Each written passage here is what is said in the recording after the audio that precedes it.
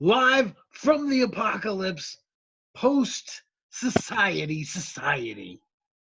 Free Music Empire presents me, Dano, and my associate, K Diggy, the Diggy. conscience of the whole thing. Uh, it's good. You know, the Jiminy Cricket of this motherfucker. Wow, thank you. So it's I was very excited to just go 1,000% into the Griselda movement. Hmm. I am Okay. actually inside the Griselda movement. If you can see the background, it's enveloped me, I, and it's a state of mind. Okay. You know, the same way I was talking about listening to the albums last week affected my mood, Chilumbo and everything. Hmm. This is my natural space. This music is definitely like you know you walk around lightly sour for the rest of the day. Music It's a does great. affect your mood. It really does. That's a great way to put it. You're That's a just great way like to put it. you're confident, but you're like these motherfuckers. You know, it's great. But yeah, it was. You know, we were talking. I mean, obviously, everybody's talking about "Pray for Paris," which just came out. Lulu came out before that. I should identify these albums. West Side Gun put out "Pray for Paris" Hmm. this week, and a couple weeks ago, Conway put out uh, Lulu with Alchemist, and before that, in February, Chez Noir, who's another associate of the crew, female of the crew, put out an album with an EP or whatever, produced by 38 Special. Hmm. So I And then Boldy realized, James earlier, oh yeah, earlier in the year too. Boldy James and Alchemist. Boldy James, the newest member of the Griselda record crew, um, and boy does he sound good on "Pray for Paris." He's just Oh got a wow. very specific flow. Um, but I realized that all these guys, there's all these weird bench players that float into these major records, man. Hmm. I think my best example would be because I gave Griselda MVP of last year, 2019. Hmm. I thought they outworked everyone with good work. Absolutely. Yep. And Benny the Butcher, the plugs I met, right? Oof. I mean, you've got Black Thought, you've got Jadakiss, you've got um, Pusha giving you one of his best verses of the year. I mean, just major names in an EP, like a very short span of time. But you also have like 38 Special and RJ Payne, and there's RJ Payne is a battle rapper, like Hmm. um, who puts out stuff, but he's not like a major dude. And 38 Special is I think he's fantastic, but I don't know how many people know who he is at all outside of New York. Hmm. So I guess it's interesting how much faith these guys have in their bench.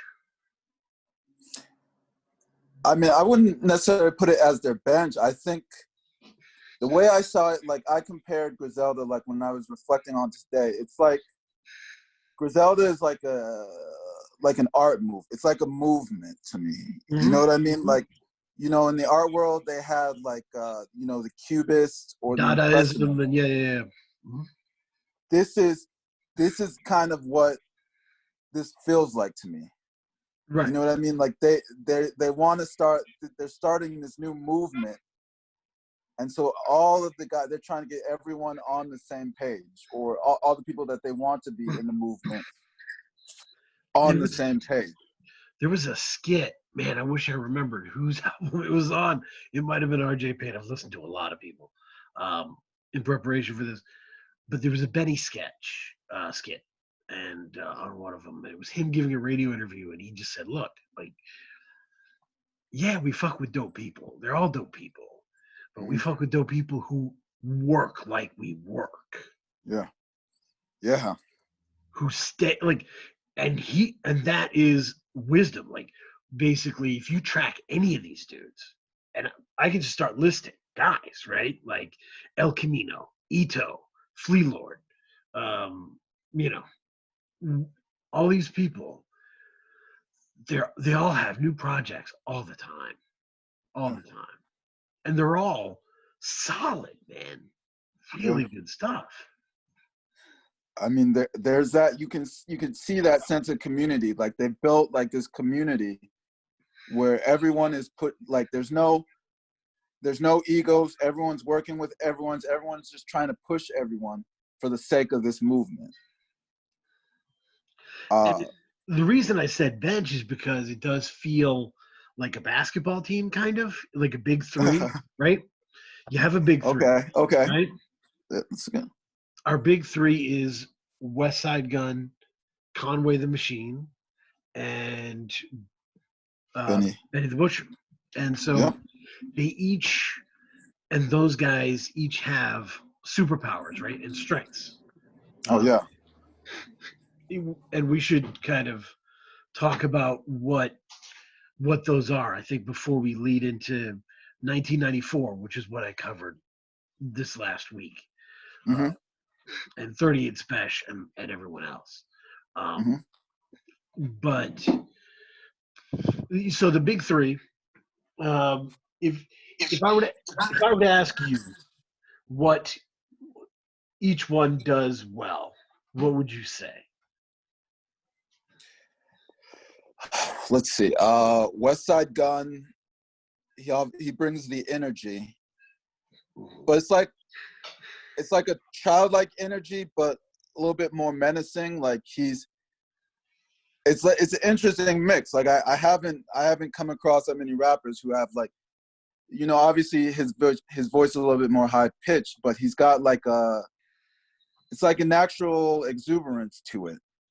While he's talking about all of these pretty horrible things, but at the same time, like it's a mix of childlike exuberance and like hardcore gritty drug raps. Mhm. Let me read you. There's an Instagram post that I think is kind of key to understanding Gun. Mm-hmm. And it starts. Oh, is it 7 or 8 exclamation points at the end of the sentence? I can't act that out because I got life I gotta live. Don't ever call me a rapper. I'm an artist. I'm different, and I always knew I was different. Mm-hmm. Shit be so over people's heads. Sometimes I think I'm even trash because they don't even understand it. But that's what happens with rare art. I can't help that I'm that dope, and you can't understand it. I don't have to be the most popular, but I'm the most respected. I've already did the unthinkable. I can easily dumb it down and go platinum, but the game has never seen a West Side Gun before. The way I curate, my ear for production, the way I bring people into my world and bring the best out of them. Tonight is my latest masterpiece. All I ask is that you support real art. Virgil doing the cover is my Grammy, so I already won. Play this shit on repeat and tell everybody with ears real hip hop is alive.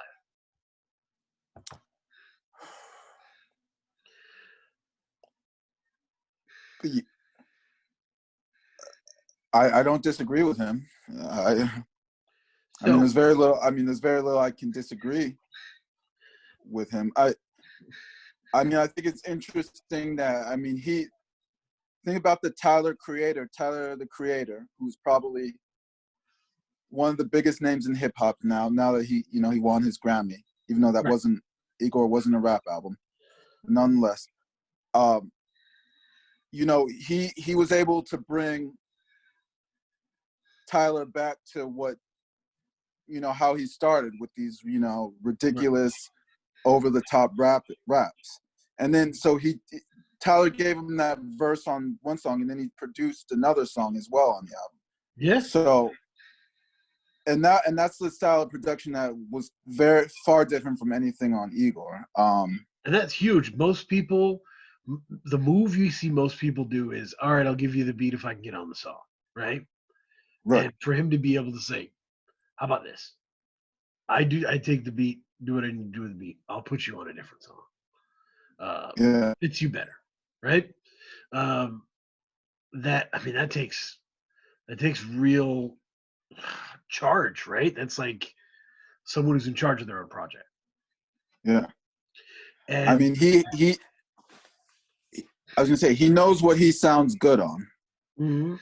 Um, and I mean, who are the guests on Pray for Paris?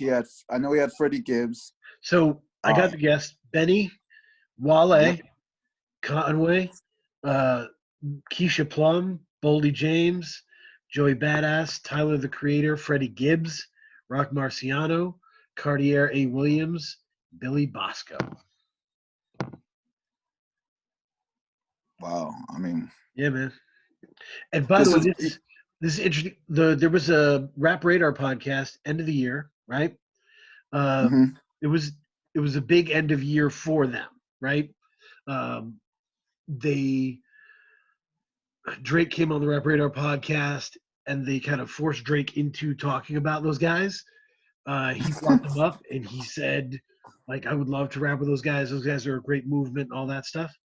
Um, and they shouted him out, and then LeBron shouted Benny out on Instagram. It was just a big. It was all rolling. Yeah. Signed to Rockefeller. Yeah. So the next week, Griselda's on. Westside Gunn says he wants to step down pretty soon from focusing on himself and develop other artists. Because it's interesting. If I find it interesting. The thing I find interesting about Griselda is that this movement is still relatively new, but these are all relatively older gentlemen.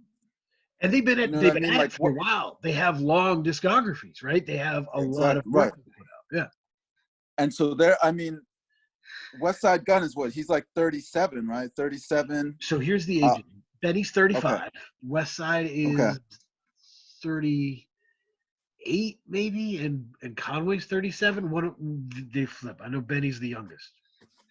So they're mid to late 30s. Yep. And this is where all of them collectively have been pretty much gotten their break into like I can't say the mainstream conscious, but I mean I didn't know about them until last year. So I mean there's a whole generation of people that are like my age or around my age.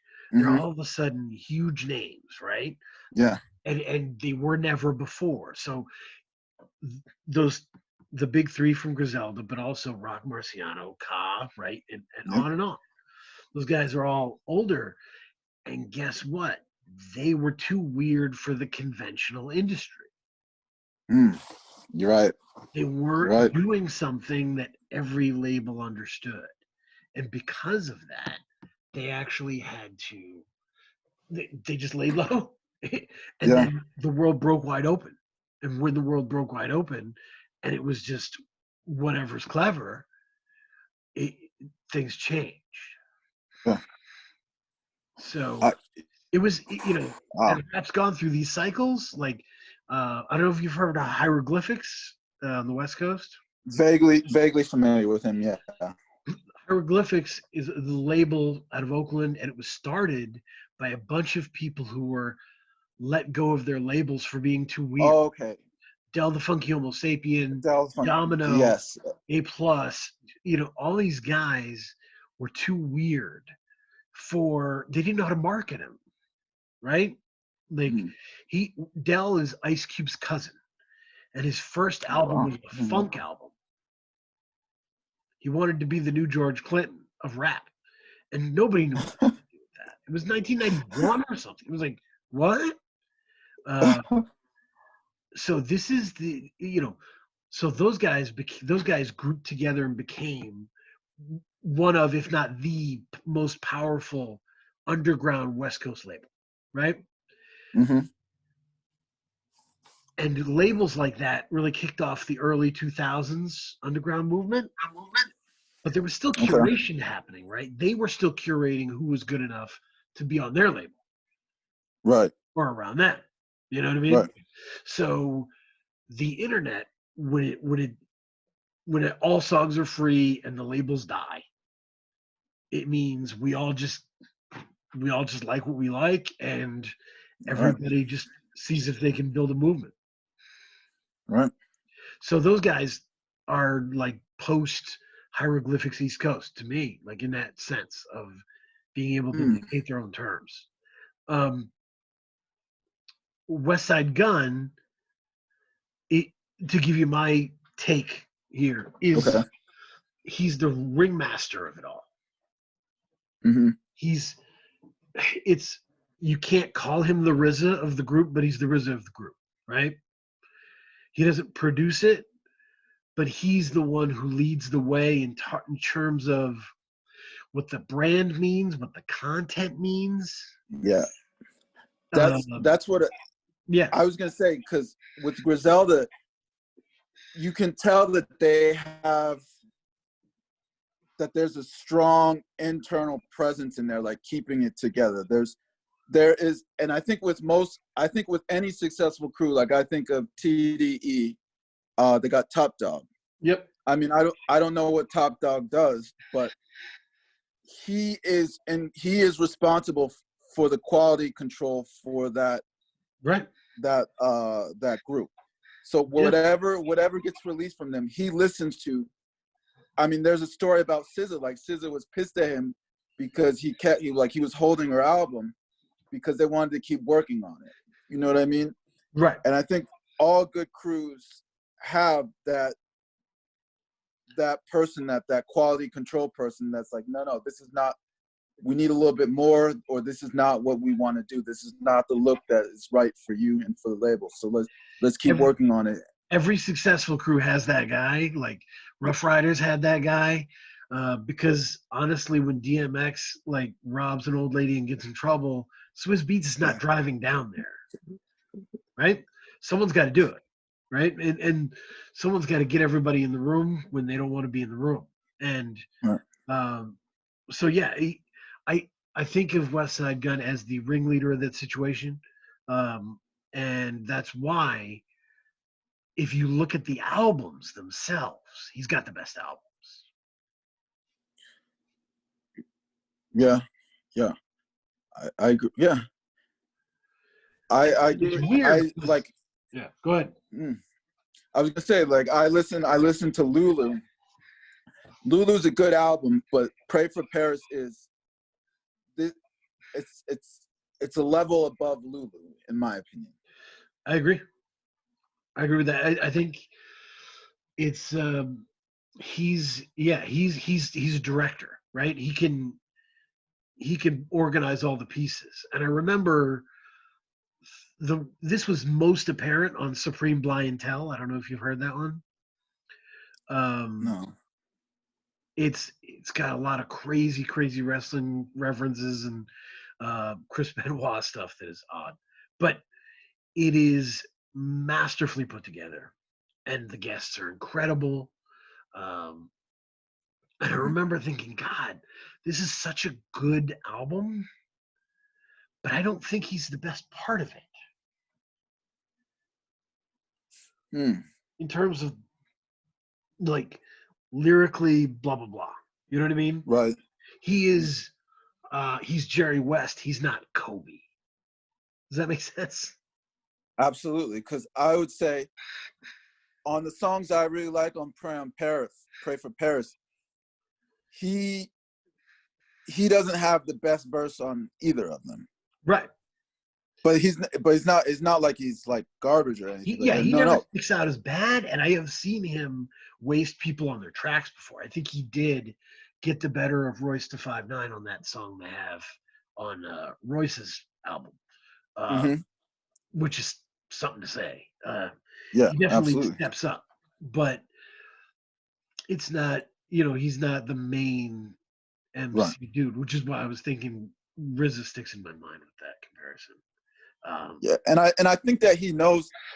I think that he knows that because it's. I mean, if you listen to the order of we'll go with what is it? 500. What's the name of the song? Oh, 500 ounces. 500 ounces. Like the order is it's a very interesting order. It's Right. Freddie opens the song. Absolutely. Then yeah, well, and then West Side Gun. I'm sorry, I'm sorry. Freddie opens it, and then Is it rock right after? Yeah. Rock right after. And then it's almost like West Side Gun. He's almost like he has to like. It's interesting how they edited his verse because it's almost like he had to slide in the song himself. Like Rock was still going. So he's like, wait, I gotta put a couple verses on it myself. And so he was like the third. He just batted cleanup. Like but he's very. You can tell that he's a humble dude because all of the songs, like some of the songs on the album, he wasn't the central focus on. I think he's like, I don't know if humble is a thing, but he's like the perfect corner man in a boxing match. Yeah, okay, that's a good way There's to like put it. corner Yeah. men in the boxing match who will look into the eyes of the deadliest boxer in the world and say, "You're gonna regret this tomorrow. You're gonna be sad. Your family's gonna be sad. You can't let this go." And like, and everybody's like, "Oh my god, I can't believe they just told him that." But he goes out there and rocks him the next round. Like he's got a lot of energy. He's got a lot. He's intense. He's intense. Yeah. 2 examples. Number one, there was a headline recently where he went on social media and said, "My album's better than the Baby's album. Convince me otherwise." I agree. So, and it's a hell of a thing to say. I mean, it's not wrong, but it's a hell of a thing to say. Most people would not say that. He said it the day they came out too, right? Right. He Right. Most people would not say that. They would want the possibility of a baby feature in the future. I mean, come on. But he doesn't care. So, second thing, end of the year, the Rap Radar podcast, he says, "I don't know why people don't put us in the same category with TDE in them.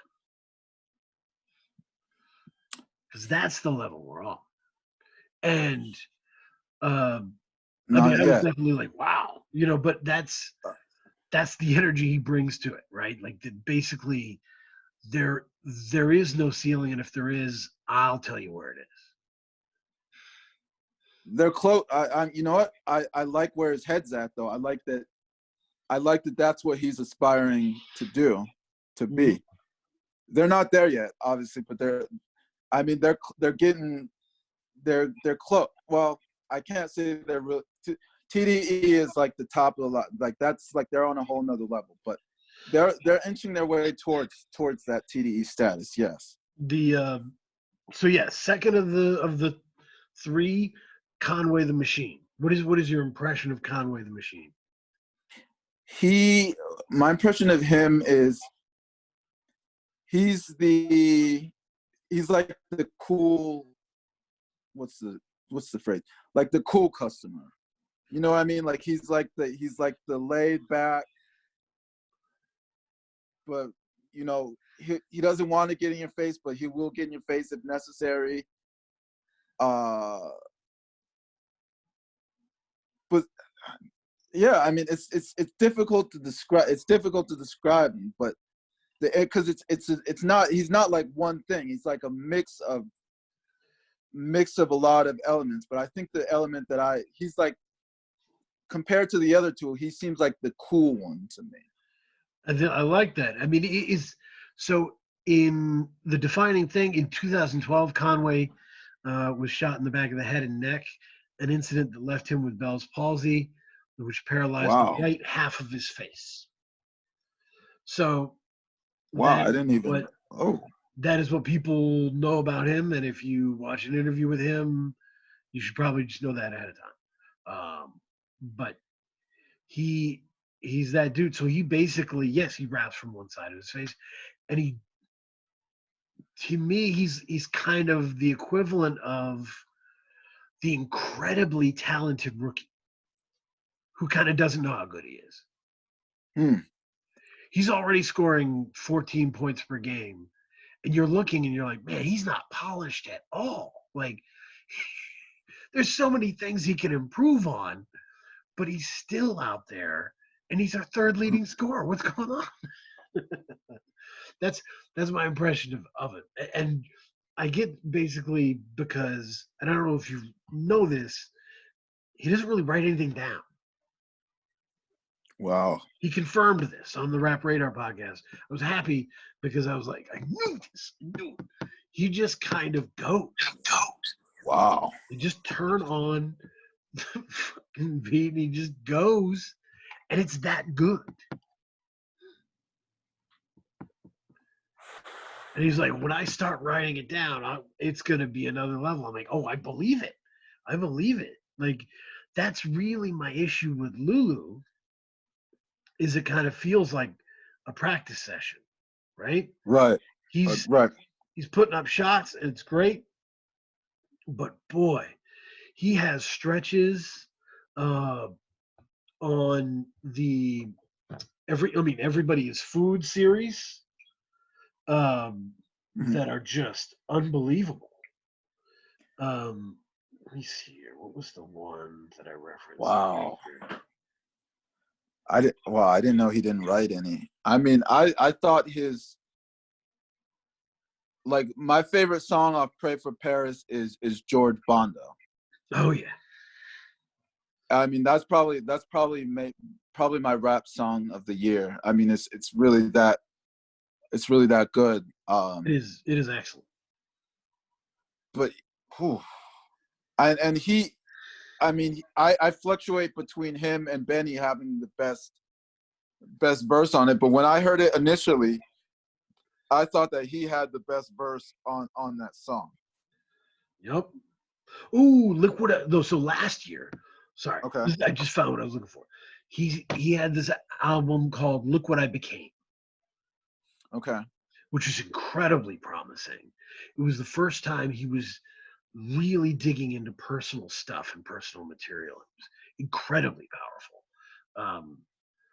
He's he's very talented. When he goes Mm-hmm. storytelling, it's unbelievable. Absolutely. When you're absolutely right. He's killed a lot of people on tracks, great people. Mm-hmm. Um, it's just that people will give you compliments and say, "Oh, it's great you don't write anything down," because they know if you did, you'd push them out of the market. Wow. Like, oh, it's great, man. You're not even trying. This is awesome. Like, because they don't want you being like, let me get a better hook here. Like, they don't want that because then you're taking their space. So Yeah. that's something to think about there. Um, and the third one is, I mean, he's our shooting guard. He's Benny the Butcher. UTB. Woo. Is he not our shooting guard? He's our shooting Yeah, guard. he is. Yeah, he's a shooting guard. For I mean, basketball fans out there, he is our shooting guard. West Side is our point guard, and Conway's our power forward. Yeah. No question. I mean, Benny's a star, man. I mean, Benny is. Yeah, he's a star. And for me, he has, for me, it's, I would describe him as he's the more menacing one. He's the most menacing one of the three. But the way he, like, sometimes the way he raps, like, it's menacing, but it's detached at the same time. Like, he doesn't seem overtly emotional about the horrifying things that he's probably seen. It's it's a really good like eye into this kind of weird rat race. His comparisons really will mess you up. You know, Mm-hmm. there was one about But like back in the day, I had to keep the oven on for heat, and now like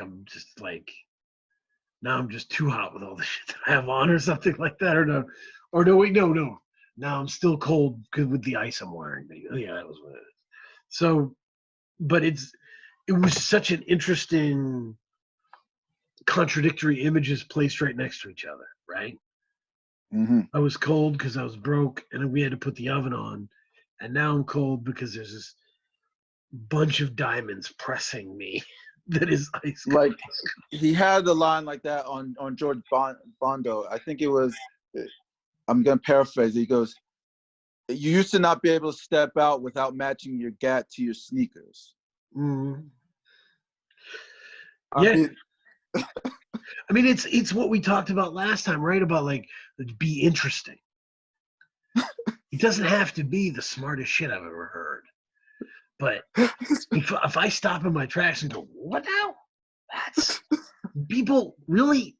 Wow, I guess I had never thought about that. You know what I mean? Like I just never thought like, yeah, I kind of want this gun to match my outfit. I'd never gotten that deep into how that life would be. So he's, and to me, what is even more special than the words, because if you read Benny, it's not the same experience.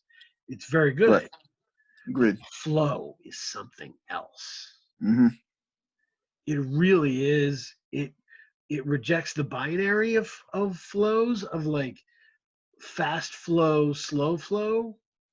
It's not any of that. It's this weird punchline flow where he goes ba ba ba ba ba ba ba ba. Like it's just he's all over it, man. It'll slinky in the middle, and then it'll come out in the end. The flow is Yeah. really something else. Yeah. I mean, he's a star, and I think if he, that's what I'm interested to see. I'm sure he's gonna release a project by the end of the year.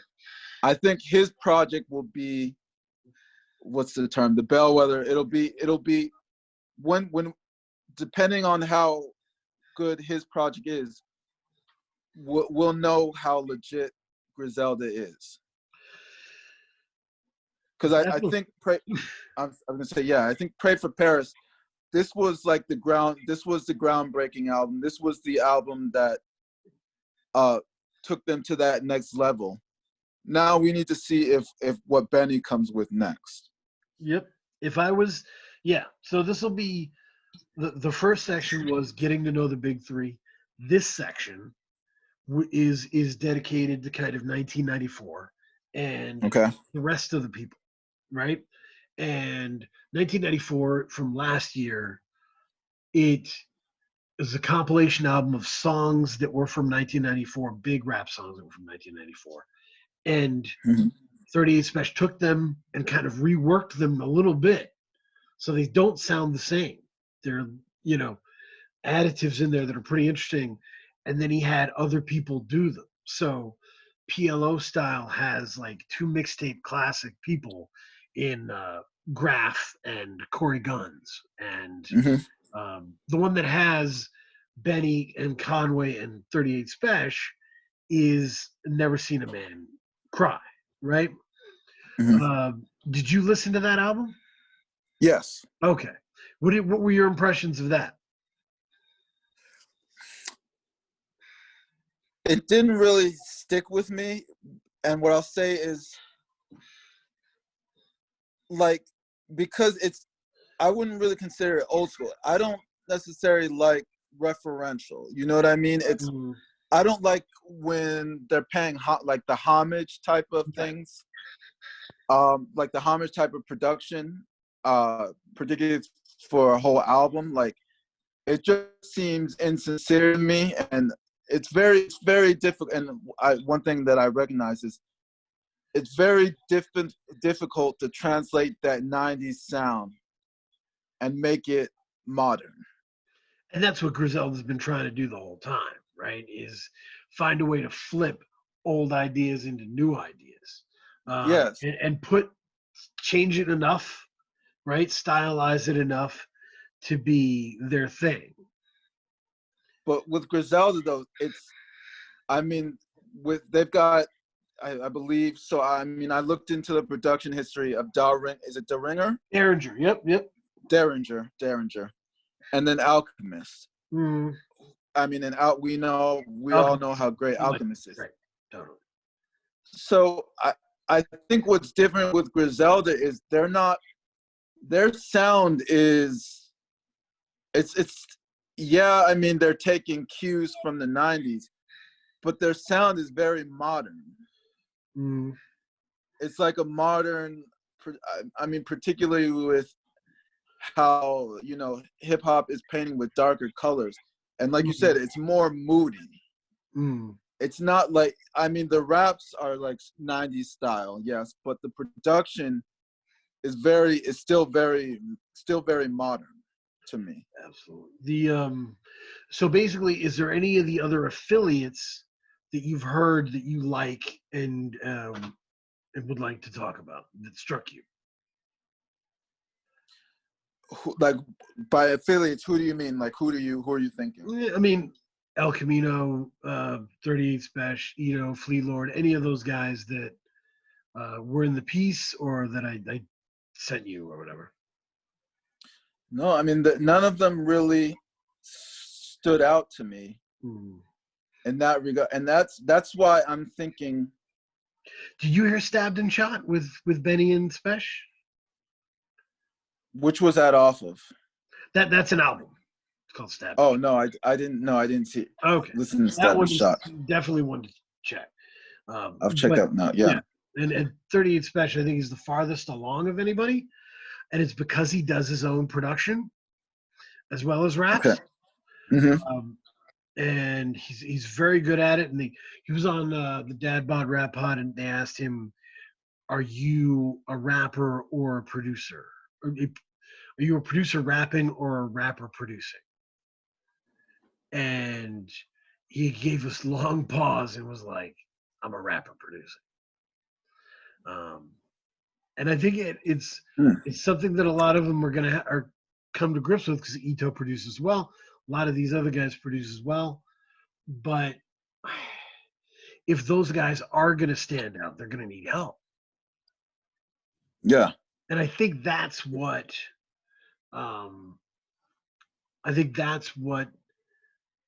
West Side Gun was talking about. Mm-hmm. Stepping away from his own projects to help their projects. Yeah. To be the Puff Daddy for someone else's project. Yeah. Yeah. Yeah. Because you can tell. I mean, I'll reference 1994. Like, all of the rappers on 1994 are talented, but it was just missing that spark that like a Griselda project has for me. And yeah, I mean, I think it goes to the next point, which is basically the opportunity for growth here, because the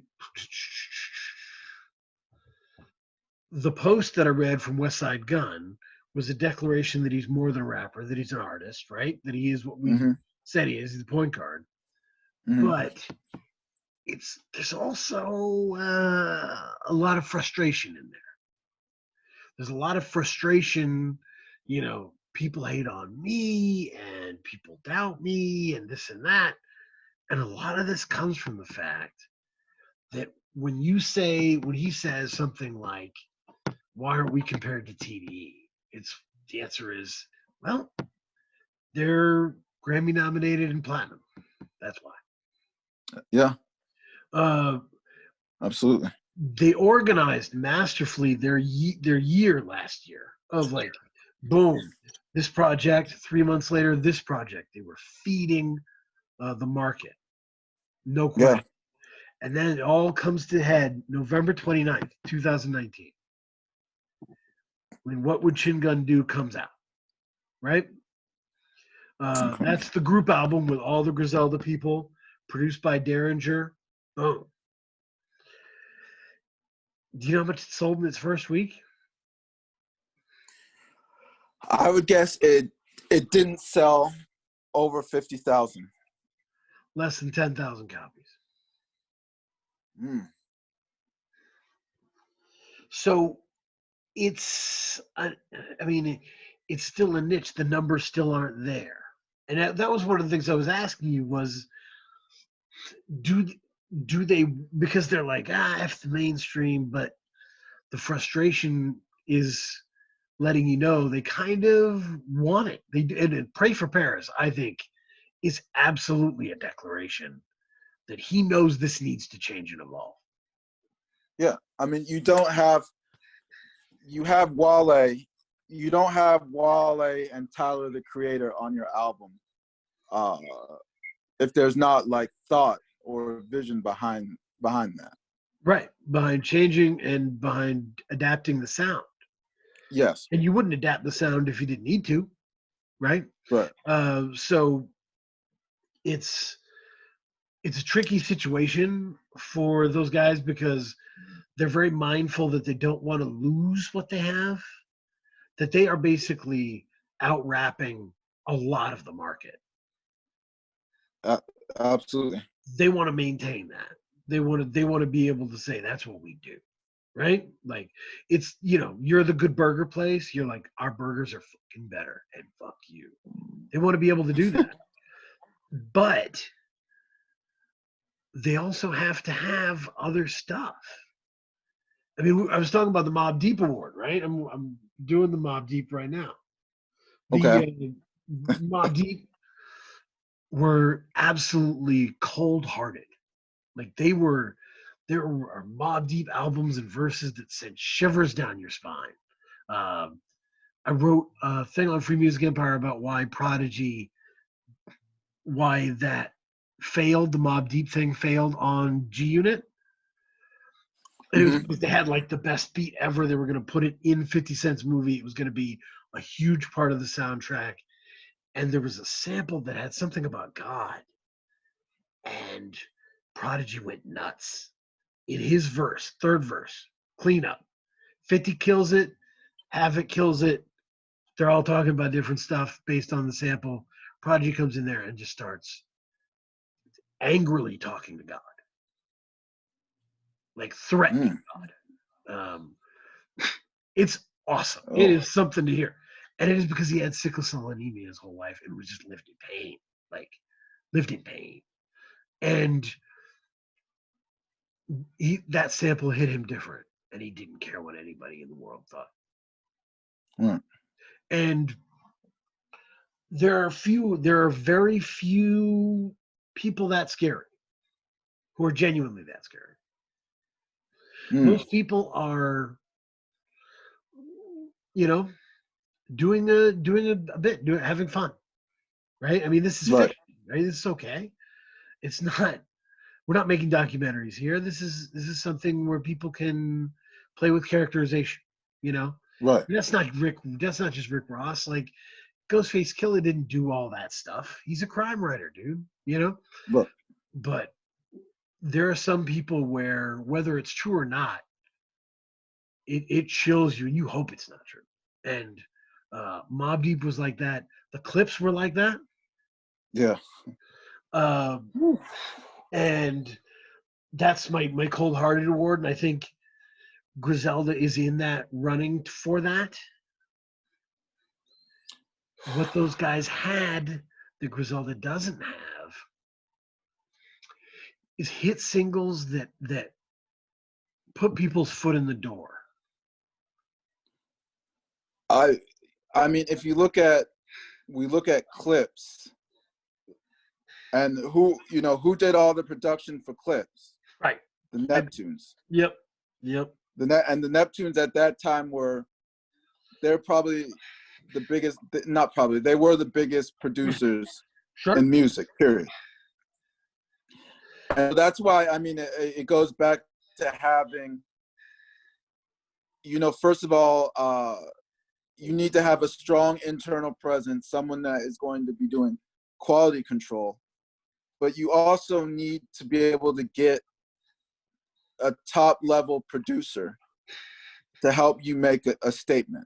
And well, and I think everybody involved needs to craft something that teaches the audience who you are very succinctly. Think of the Clips' most important songs, the songs that everyone knows. What would you say about Okay. Grinding. Mhm. Where are we going by their singles, or are we going by Singles? their? Yep, singles. Okay. Grinding. Mhm. Mr. Me Too. Yep. I would Uh, say if you pause right there, probably Ma I Don't Love Her was in there, was in the mix. yeah. Uh, When's the last time? right. But if you just take those top two, Grindin' and Mr. Me Too, it's hard to pick two better songs to introduce you to the Clips. Yeah. Mr. Me Too is probably the best explanation of what the Clips are. Of like they they're humiliating the rest of the world with how good they are.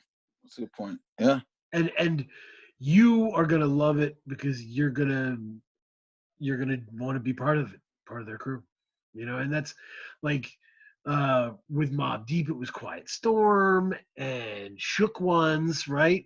Shook Ones was a call to authenticity, right? Ooh. And It was ain't no way, ain't no such thing as halfway crooks. It you was know, it yeah. was this declaration of this is pure, you know, and but it was still fun to listen to, right? And what else? Havoc is What one I'll of the say. best producers ever. Havoc is slept on. He Yeah. is a genius.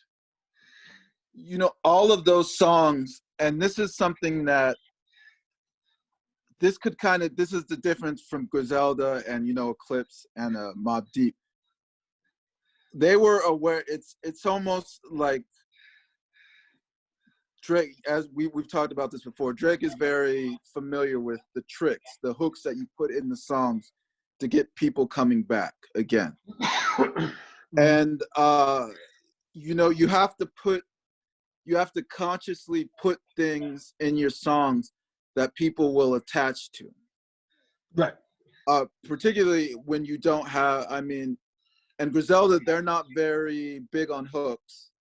That's kind of not their thing. Right. So you have to use other tricks to get people hooked in. Like, with the Mobb Deep, like there's no such thing as halfway crooks. That's a line that everyone knows. And when that comes Right. on in the club, everyone is stopping and singing that song. Yep. The DJ's cutting the music, everyone's singing that a cappella. Obviously grinding has that hook from Pharrell that everyone can do. And then obviously the beat, the simple, like the most efficient, simple beat in probably in hip hop history. Those are the things that people attach to, more so than the lyrics, to be honest. And Griselda, they don't.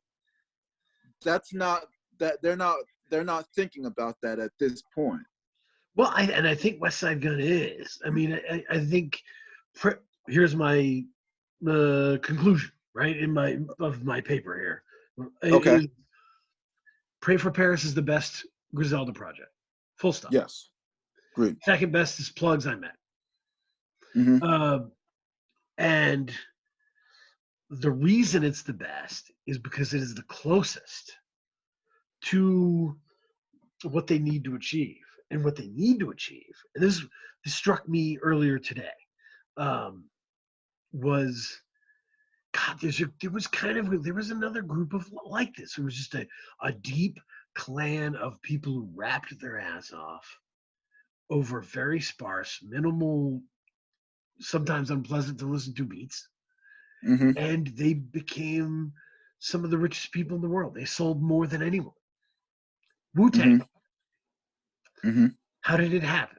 Well, there's a singular metaphor at the heart of the Wu-Tang Clan that is one of the most brilliant things in the history of art. Ooh. Okay. Period. All art. Wow. bar none. The comparison that he creates in the listener's mind is, you remember those exciting kung fu movies that you loved, right? Where the Mm-hmm. people trained and trained and trained, and they developed these very different set of skills. 5 deadly venoms, right? I run up the wall, your hands are impervious, all this other stuff. That's us. We've trained for this moment.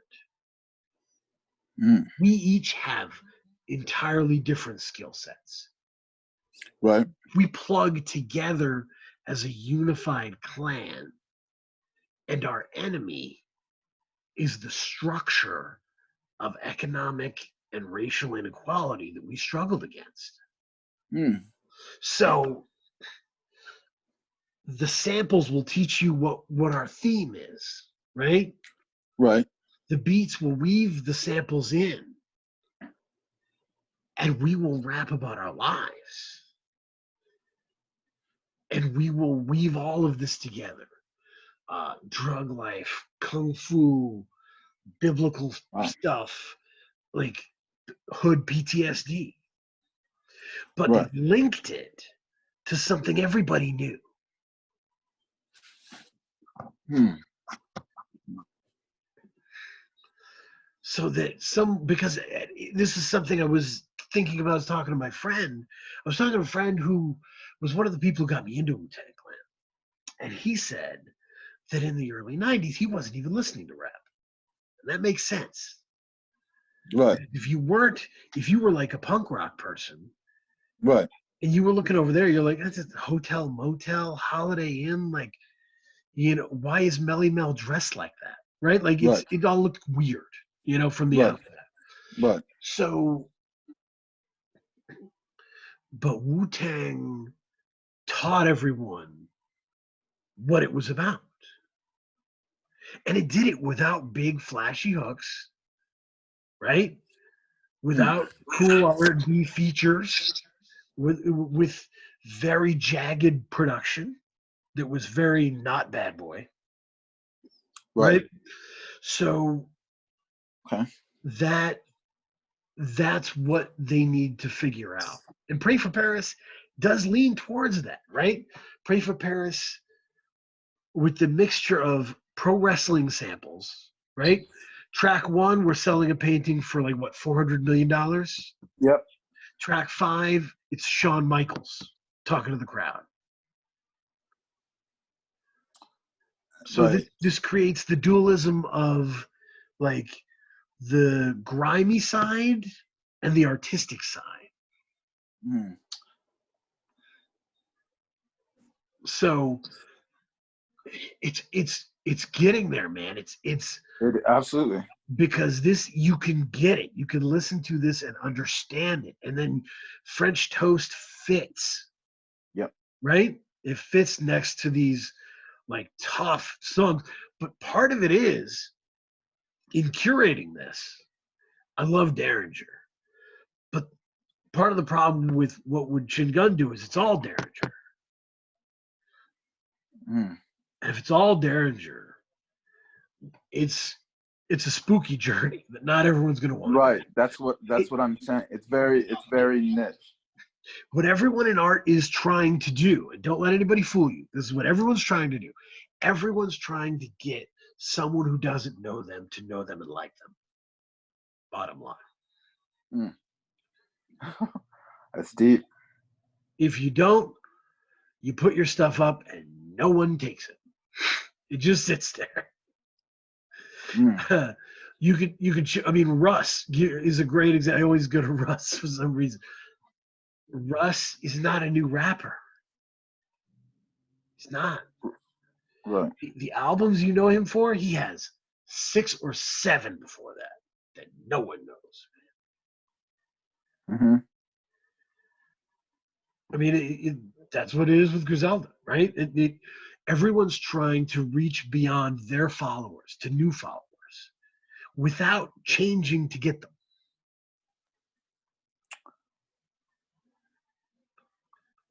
How do you do that? You have to tell your story all over again and shorten it.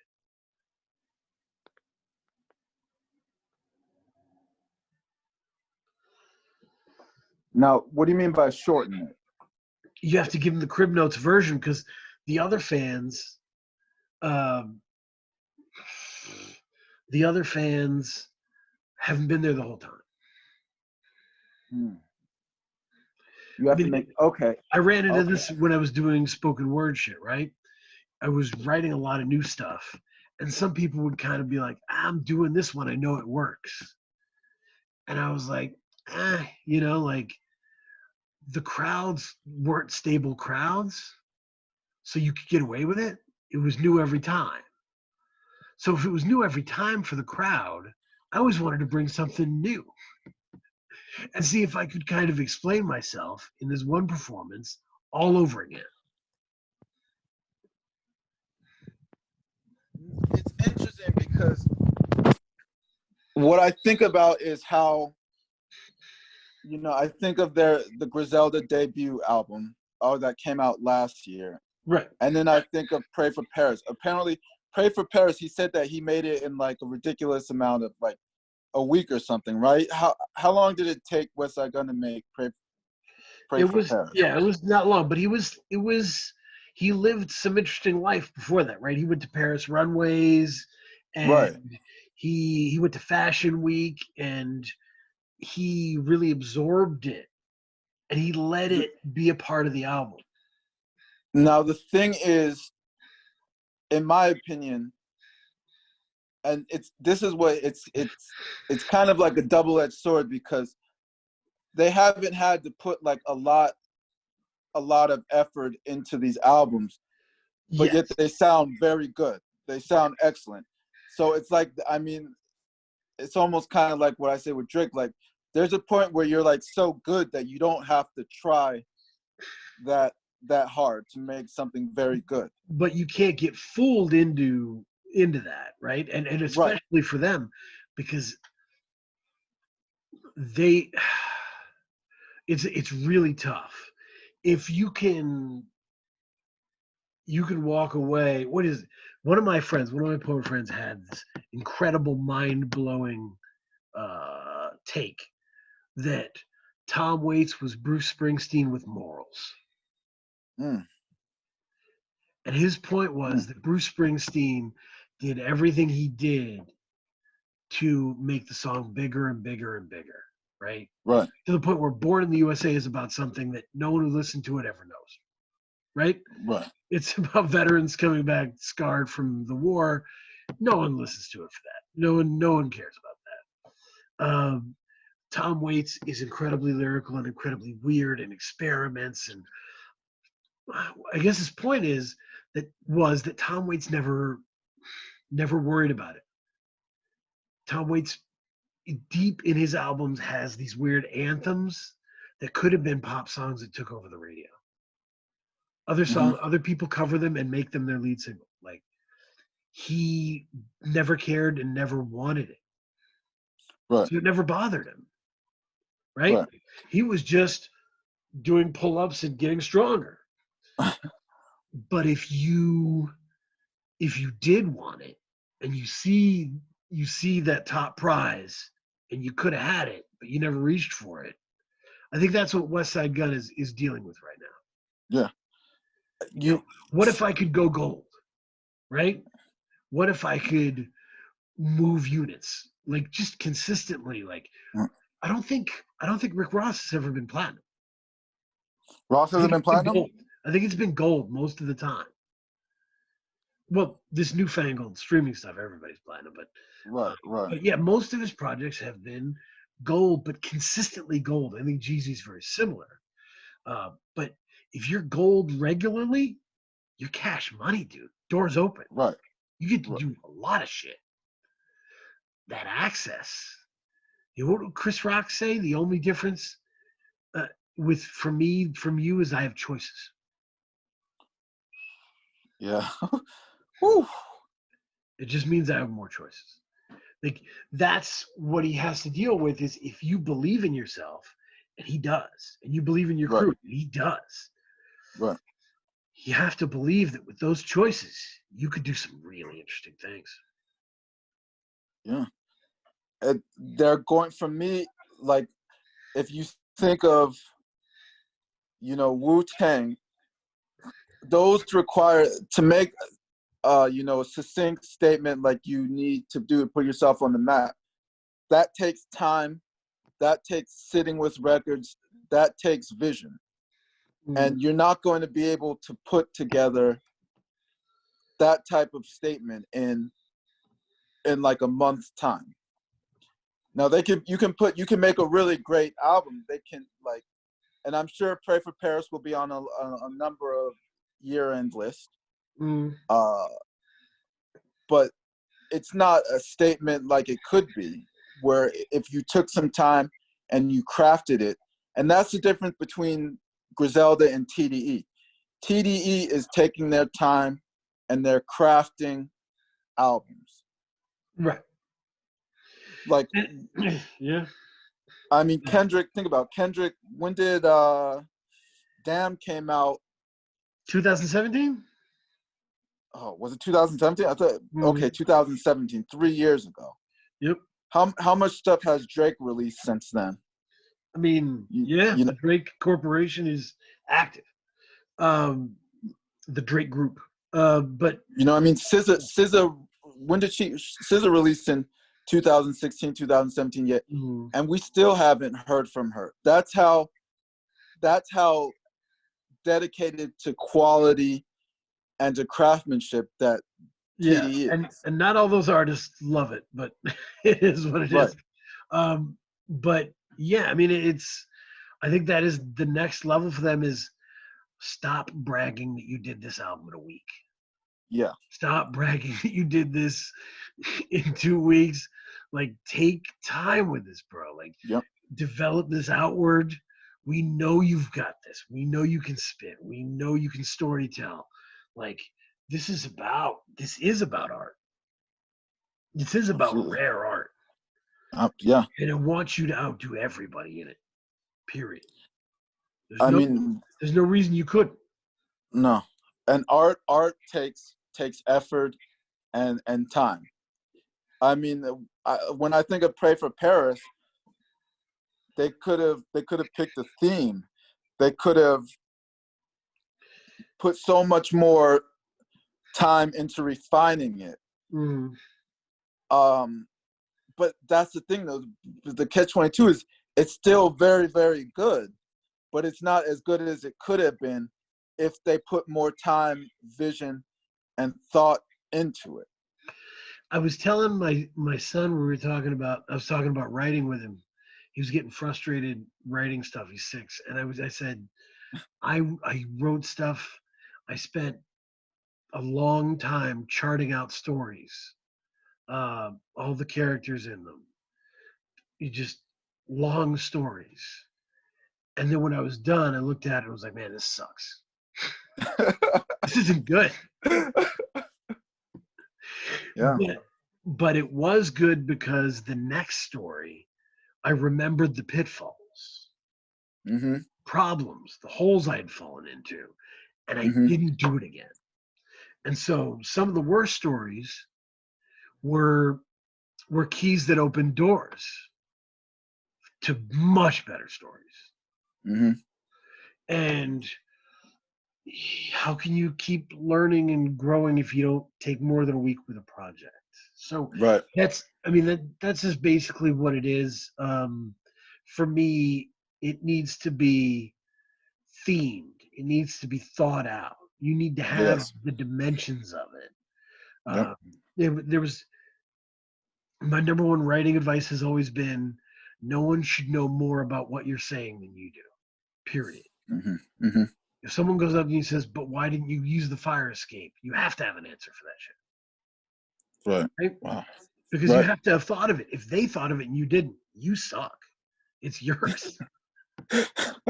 Straight up. I mean, this is it. You got to be ahead of it. If you can't be ahead of it, don't do it. And so they need to get ahead of it by a larger margin. Last thing, recommendation corner. I'm going to have a recommendation corner for music. Okay. Two that follow this, which one was Cormega, dropped a new kind of appetizer thing called Mega that is fantastic. It has a song called Every Day I Try. It's unbelievable. It's on the Omega. Okay. playlist that I have for Music Empire. Check that out. He's amazing.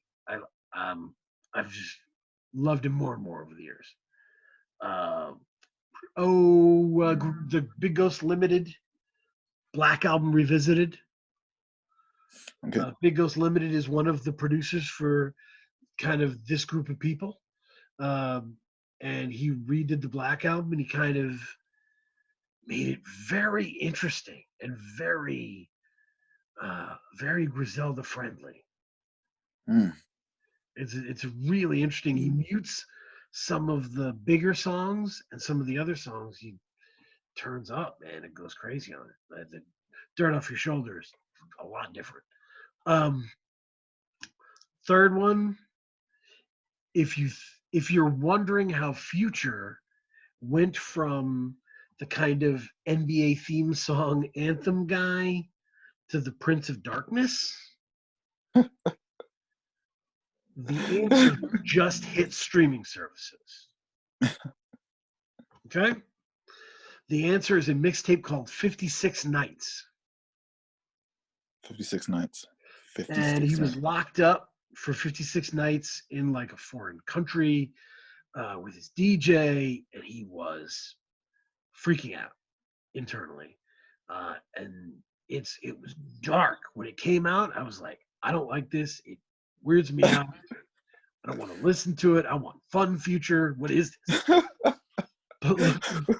But looking back on it, and as he's moved on with this, I've been like, wow, 56 Nights really did change everything, man.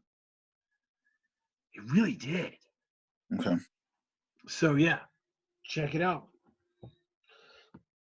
But yeah, stay on the site, read up. This next week, it's going to be Fiona Apple week. Oh, yes. We're doing it. We're going all in. Woo.